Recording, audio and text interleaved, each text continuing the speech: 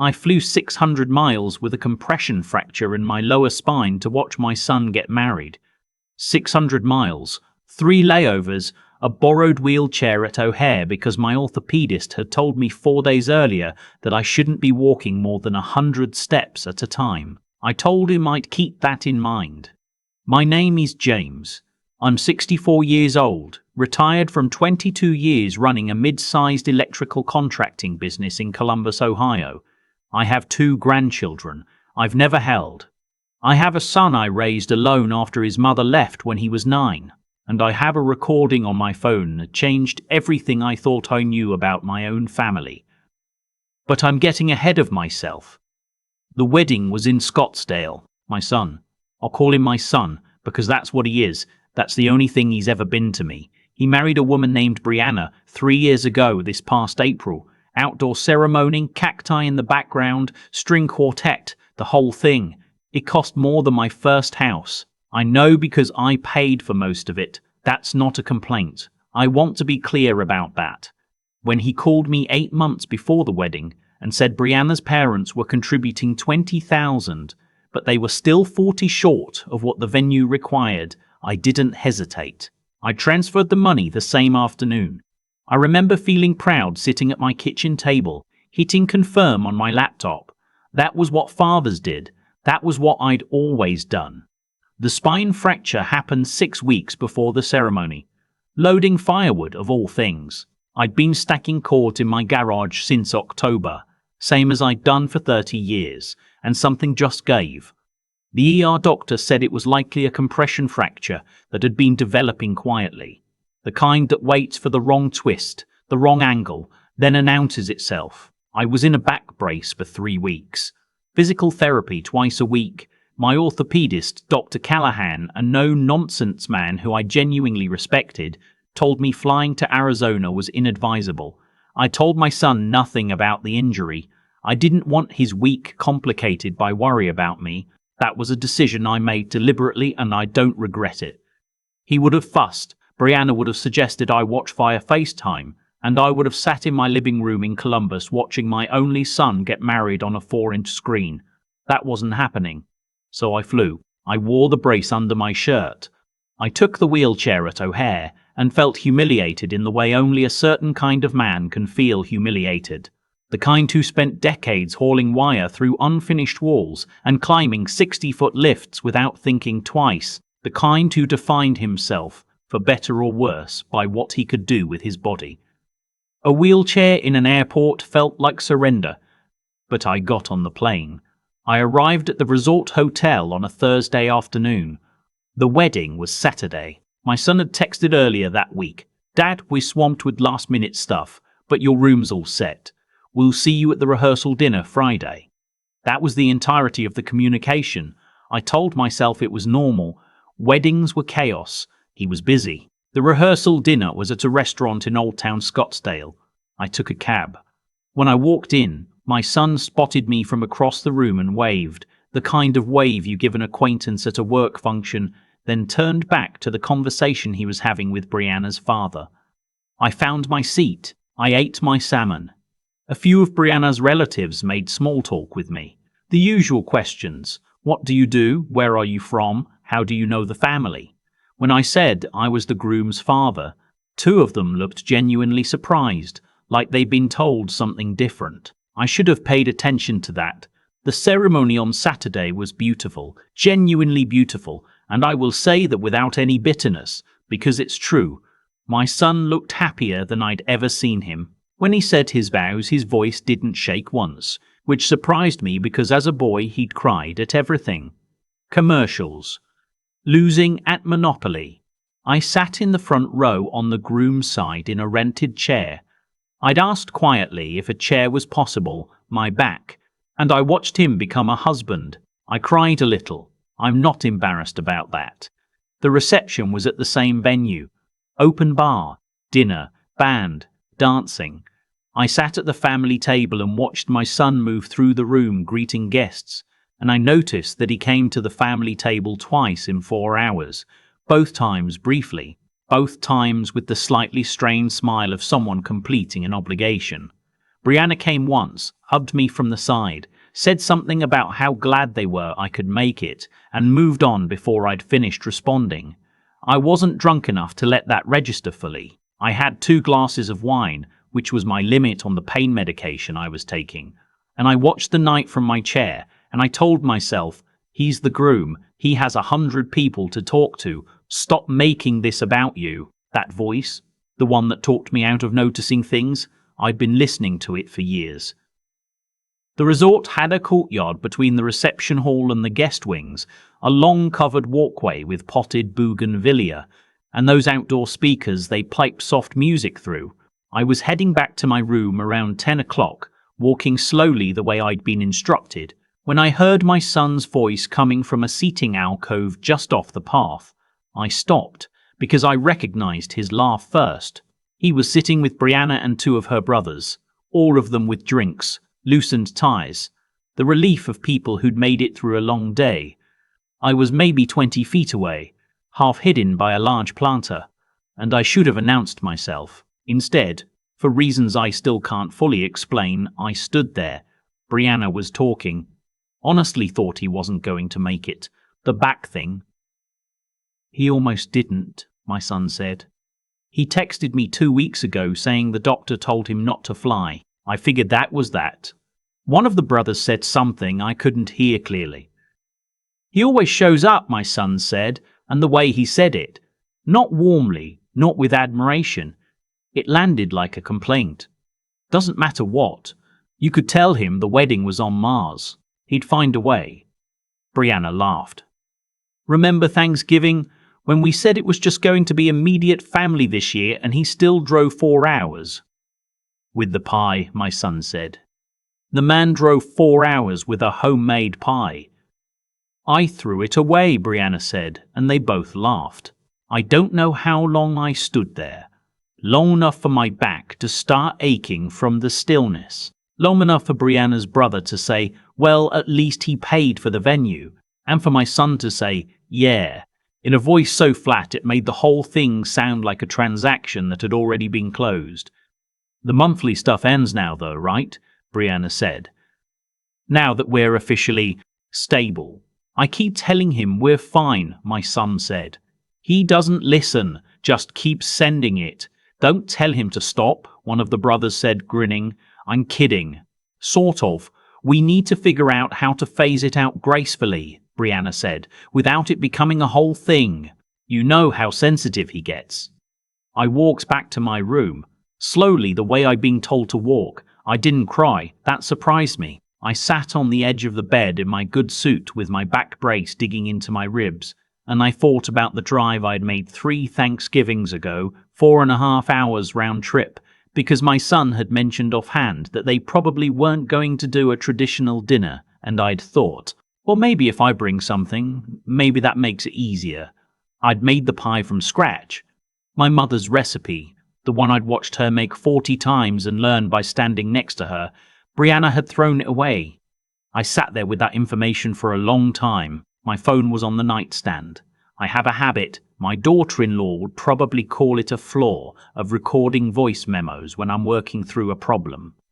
20 years in business, I'd learned to document. I opened the app and pressed record and sat in the quiet of that hotel room and said everything I'd heard, exactly as I'd heard it, while it was still fresh. Date, time, what was said, who said it. Then I stopped the recording and sat with the silence. I didn't sleep that night.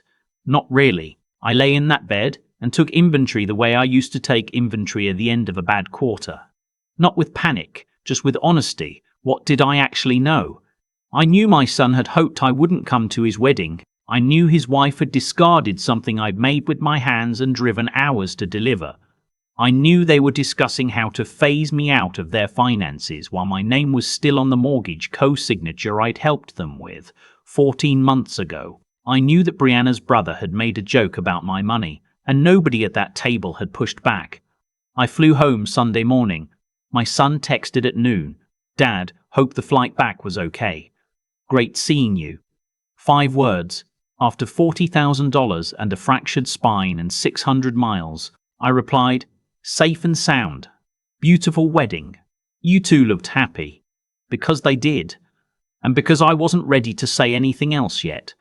Some decisions shouldn't be made in the first 24 hours of a wound. I'd learned that in business, and I believed it in life. The month after the wedding, I made myself do nothing. I went to physical therapy. I had coffee with my old business partner, a man named Gil, who'd been my friend for 30 years and who knew better than to push when I said I was working through something. I walked in the evenings, short loops around my neighborhood in Columbus, when my back allowed, and I thought about what I was going to do. I want to explain something about the money, because it matters. After my wife left, I raised my son on a contractor's income. Some years were very good. Some years I was renegotiating with suppliers and hoping a check cleared before the mortgage did. My son went to Ohio State on a combination of financial aid, a small scholarship, and money I'd been setting aside since he was 12 in an account I never touched for anything else. When he graduated, he owed nothing. When he moved to Chicago for work and needed first, last, and security on an apartment, I wired it. When he and Brianna bought their place in Naperville, and the numbers were tight, I co-signed. The monthly transfer, $1,500, the first of every month, had started 2 years ago when Brianna lost her job, and they were both insisting they were fine, while clearly not being fine. I'd suggested it carefully, the way I did everything with my son, trying not to make it feel like charity. The total, when I finally sat down and calculated it with a spreadsheet, was somewhere north of $190,000 over 12 years, not counting my own expenses to attend events, gifts, the wedding contribution, $190,000. I'd built that over a lifetime of early mornings and difficult clients and jobs I took when I didn't want them because I was thinking about his future. And he'd sat in a courtyard on his wedding night and let his wife discuss phasing me out. I called my attorney in Columbus, a man named Stuart who'd handled my business contracts for years. I told him I wanted to review my estate plan. He didn't ask many questions. Stuart wasn't that kind of attorney, he just scheduled the appointment. What followed was 3 hours of methodical work. I changed my primary beneficiary from my son to the Midwest Foster Children's Foundation, an organization I donated to occasionally for years. I set up a specific bequest for my business partner Gil, enough to cover his retirement gap, because he'd stood by me during the worst year of my life without asking for anything. The house, the investments, the life insurance, all redirected. Stuart walked me through each document with his usual precision, and I signed each one with a clarity I hadn't felt in a long time.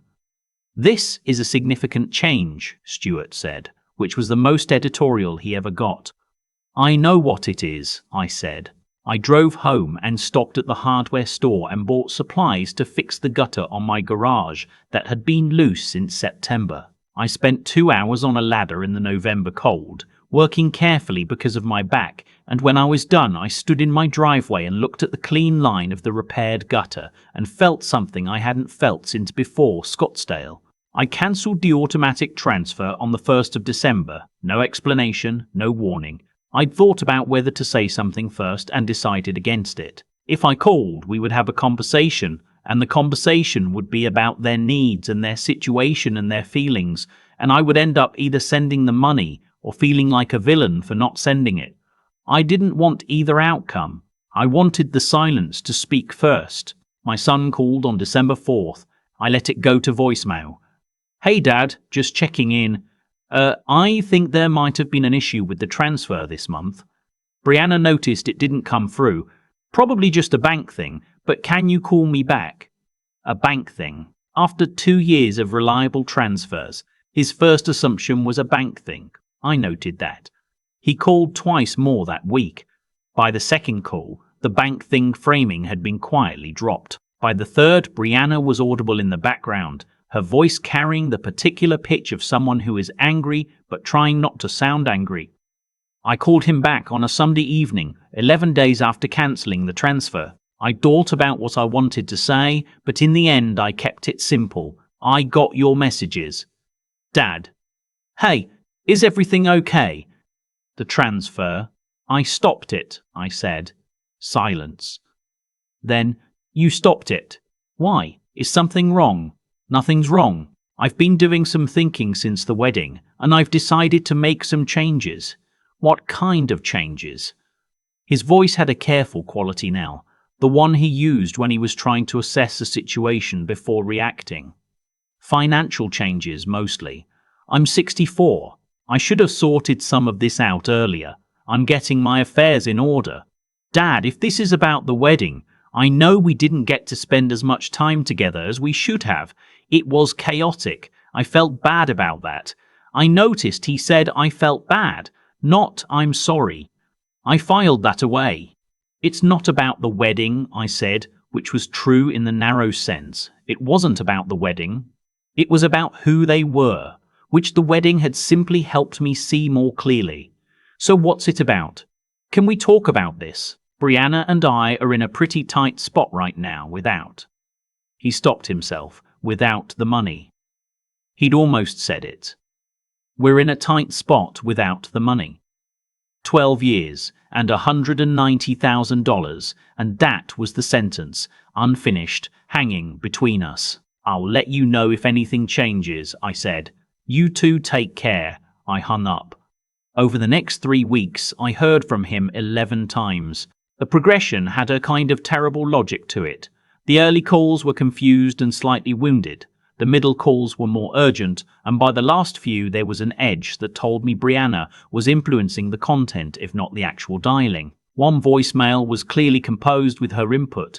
He used phrases like financial partnership and family obligations that were not his natural vocabulary.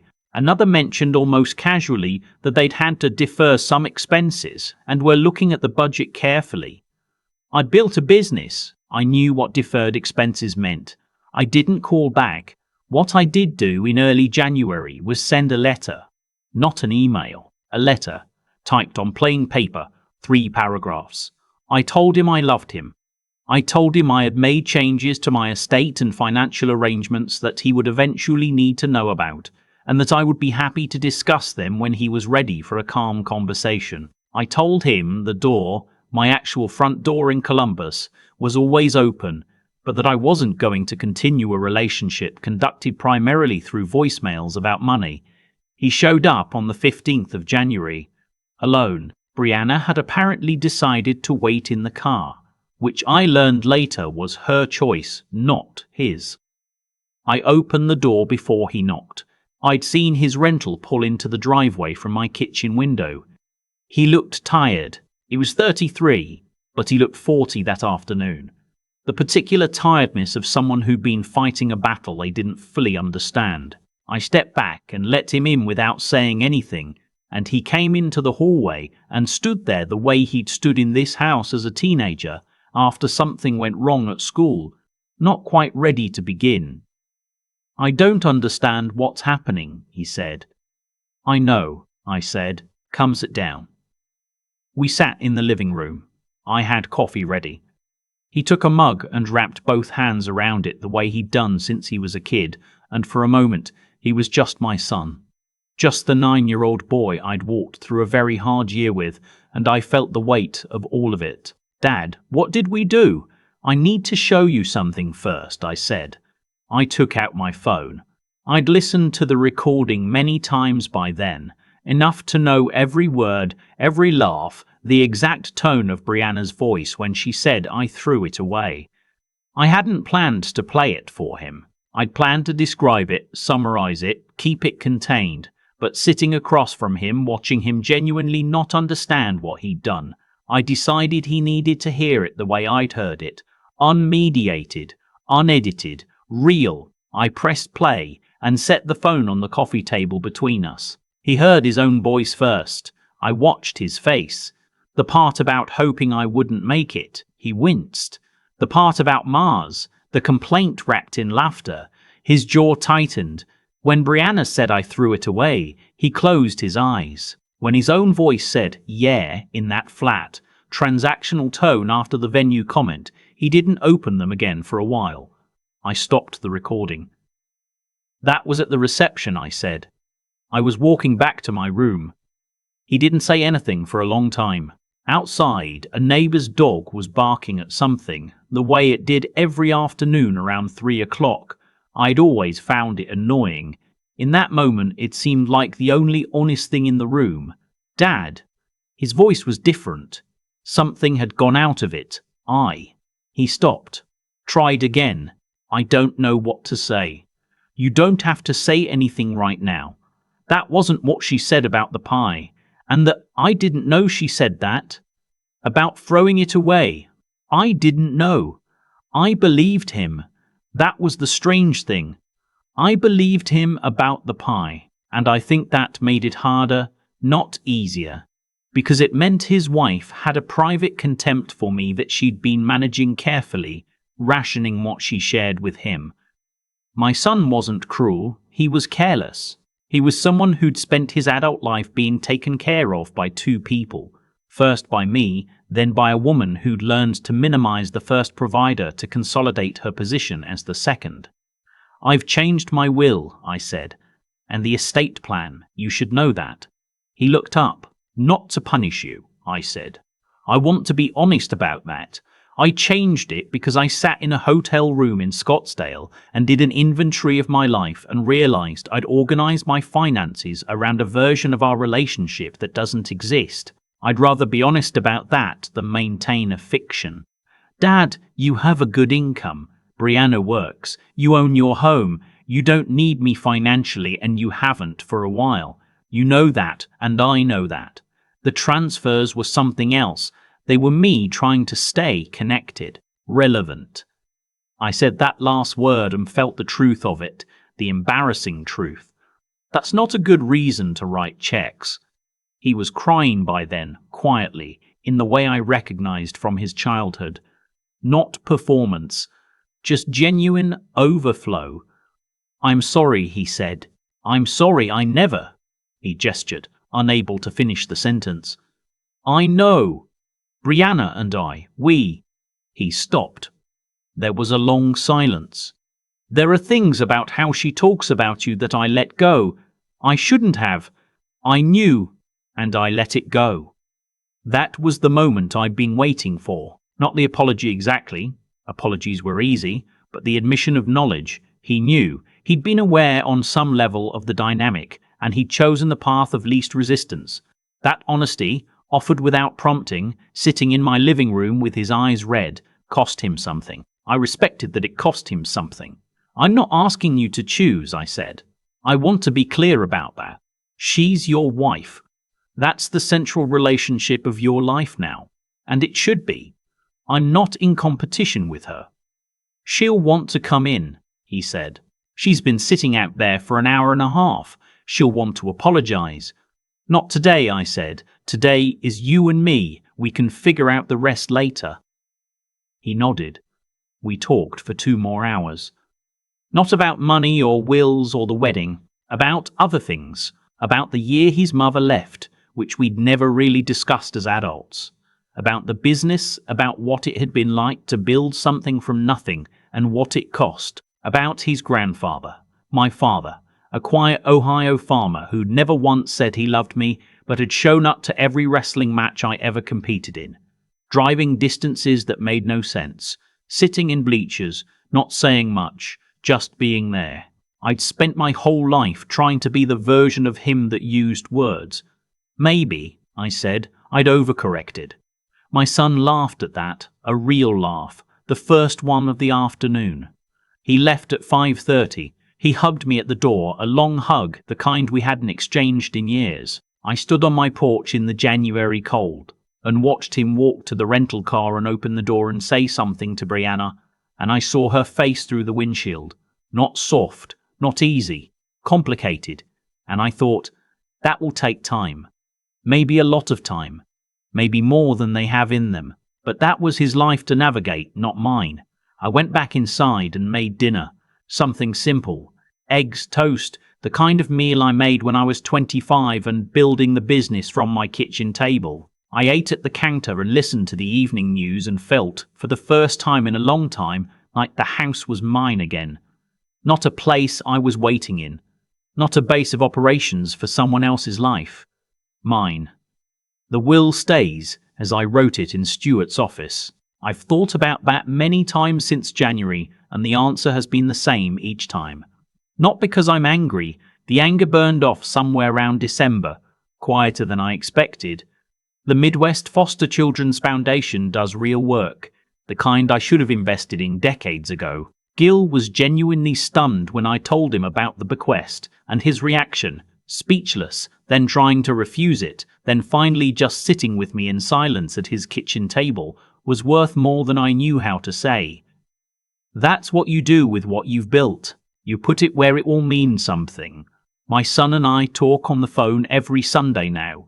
Short calls, most of them 20 minutes, the kind of contact that actually requires something. Presence, attention, the willingness to call, even when there's nothing specific to report. He called me last month to tell me Brianna had gotten a promotion. He called the month before that just to say he'd been thinking about something I'd said about my father. Neither call was about money. I noted that too. I still walk in the evenings when my back allows. The gutter I repaired in November held through the whole winter, which felt like a small victory worth acknowledging. There's a park 3 blocks from my house where I've started going on Sunday mornings, sitting on a particular bench near the pond, just watching the lights change. I've been doing that for 3 months now. I don't know exactly what I'm doing when I sit there. Something like being quiet in a way I wasn't quiet for a long time.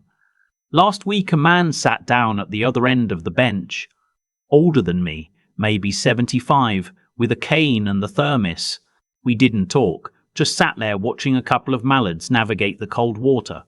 After about 20 minutes he stood up to leave, and he looked over at me and said, "Good morning." I said, "Good morning." And that was enough. That was exactly enough. I thought a lot about cause and effect since that night in Scottsdale. Not in any grand philosophical way, just in the quiet, practical way a man thinks when he's been in business long enough to know that outcomes don't appear out of nowhere. Things accumulate. Small choices, repeated over time, build the structure you eventually have to live inside. For years I made a choice. Every month, every transfer, every pie I baked and drove 4 hours to deliver. I was choosing to stay connected through provision. I told myself it was love, and part of it was, but part of it, the part I had to be honest about on that hotel bed in January, was fear. Fear that if I stopped providing, I would stop mattering. That's not a noble thing to admit. But it's true, and I think the truth of it is worth something. What I didn't understand was that I had confused being needed with being valued. They feel similar from the inside. They are nothing alike. When Brianna said I threw it away and laughed, she wasn't being uniquely cruel. She was telling me something that had been true for a long time, something I'd chosen not to see. My son let it happen not because he was a bad person, but because I had made it easy to let it happen. I had filled every silence with money, every distance with effort, every doubt with a check. I had made myself so available, so consistently present as a resource, that I had trained both of them to see me as a function rather than a person. That wasn't entirely their fault. I had a hand in building that. The morning I sat in Stuart's office and changed those documents, I wasn't punishing my son. I was correcting something in myself, a long habit of purchasing belonging instead of building it. The Midwest Foster Children's Foundation will real work with what I've built. Gil will have security he earned 100 times over. That feels right in a way that another transfer to Napperville never would have. What I've learned, and I'm still learning it, is that integrity isn't just about what you refuse to do. It's about what you refuse to keep doing once you know better. I knew, somewhere, for longer than I want to say.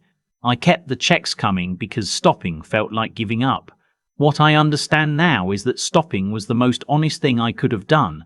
For them and for me. My son calls on Sundays, 20 minutes, sometimes less, sometimes a little more. He called last week just to say he'd been thinking about his grandfather, my father, the quiet farmer who drove to every wrestling match and said almost nothing. "I think I get it now," my son said. What he was doing. I didn't respond right away. I just held the phone and listened to him think out loud, and that ordinary Sunday phone call with nothing required of either of us was worth more than any sum I ever transferred. The bench by the pond is still there. I'll be back Sunday morning.